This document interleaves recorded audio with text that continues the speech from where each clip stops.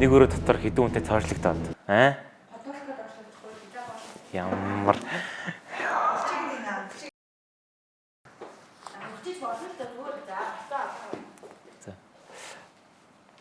нэг өрөө дотор хэдэн хүнтэй цоорлогдоод өдөрт зөвхөн ус талах хөрлийн гэж ингэ боддоо. Тэр өрөөс гарахын тулд сонгуул явуулаад ялагч татварлах хэрэгтэй. 1268 онд 4-р Климент Папалам асуулаар басны дараа нас зарсны дараа таалал төгссөний дараа дараагийн Папаламыг сонгохоор хуралдсан кардиналуудад ийм нөхцөл байдал тулгарсан байдаг.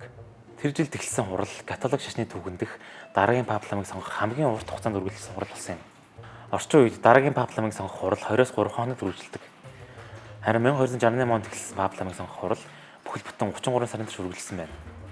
Тухайн үед Папалам улс төрийн томоохон нөлөөтэй байдаг гэсэн тул хаад ноёд дараагийн папыг сонгох хуралд нөлөөтгийг оролцдог байсан.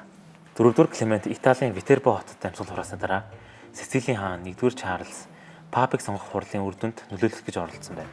1-р Чарльз Итали болон бусад улс орныг хамарсан эзэнт гүрэнтэй болох амбицтай байсан юм. Ийм учраас 1-р Чарльз өөртөө холбоотой Папаламаар сумыг удирдуулах хүсэлтэй байжээ.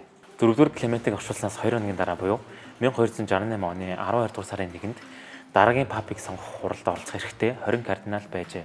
Гэвч кардиналуудын нэг нь Францд байсан тул хуралд оролцоогүй юм. Хуралд оролцохоор үлдсэн 19 кардиналын 8 нь 1-р Чарльз хааны талд байсан аж.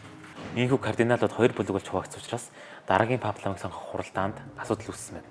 Кардиналууд хурлын эхний 2 сарын хугацаанд орон гэр болон санал турах сүмийн хооронд чөлөөтэй зорч авч чадчихсан юм. 2 сар гаруй хугацаанд хурал амжилтгүй явагдсны эцэст кардиналууд Сервитийн бүлгийн генерал Филипп Бенедиктийг сонгоход их ойртож иржээ. Тэр Папаламаар сонгогдохоос зайлсхийн тулд Витербо хотоос нэн нэрээр цуцсан байна. 1269 оны сүүлд гэхэд хүртэл кардиналууд зөрчилдөөнөө шийдэж чадаагүй байсан юм. Ийм учраас кардиналууд 4-р Климентийн амьдардаг гэсэн ордонд гаднаасаа цоорлогдсон хурлаар өршүүлэх саналд хүрчээ. Дандаа байна гэдэг хэсгээс ярих юм та. Кардиналууд ордон дотор цоорлогдсон Европын хаад болон ханхунараас дараагийн папыг тодруулахыг шаардсан загтал хүлээн авсан ч гэсэн зөрчилдсөөр байсан юм. Хурал 1270 он руу ороход Витербо хотын оршин суугчид кардиналуудад үзүүлэх дарамтаа нэмэгдүүлж өдөрт зөвхөн ус болон талхал өгөх болжээ. Нэгэн англи кардинал ариун сүнс ороход нэлээд амар болохын тулд ордны таазыг авч явах хэрэгтэй гэж хошигдсны дараа Витербо хотын оршин суугчид кардиналуудын хуралдаж байсан ордны таазыг авсан гэгддэг. Витербо хотын оршин суугчид кардиналуудад үзүүлэх дарамтаа нэмэгдүүлсний ард 1-р Чарльз байсан гэж зарим хүмүүс тухайд үзэж байсан юм. Тэрхүү дарамт чахалтын ард 1-р Чарльз байсан гэсэн тодорхойгүй.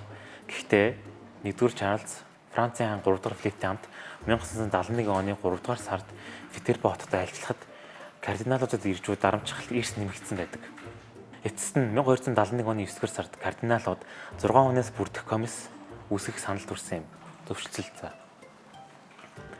Тэрхүү комиссд 2 хуваагдсан кардиналуудын бүлгээс тус 3 төлөөлөгч томилогдсон юм. Комисс үүсгэн байгуулагдсаны дараа Францисканс бүлгийн халах албан тушаалтан Бонавентур Теобалдо Висчонти нэртэй хүнийг кардиналуудад санал болгосон байна. Үүний дараа Висчонти 4-р Климентийг Бонавентурын санал болгосны дагуу Висчонти 4-р Климентийг усуумарх.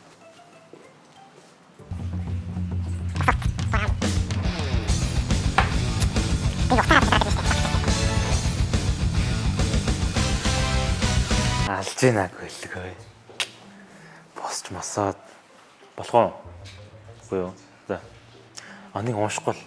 Гэхдээ Висчонти ариун дэнд байлж байсан учраас папаар сонгогдсноос 6 сарын дараа л Витерботод очсон байна. Висчонти 1272 оны 3 дугаар сарын 9-нд Ром хотноо папаламд өргөжлөгдөн 10 дугаар Григорийн нэрийг авсан юм. Ийхүү 33 сарын турш үргэлжилсэн хурлын явцад 2 кардинал амьсгал хурааж нэг нь эрүүл мэндийн шалтгааны болсон.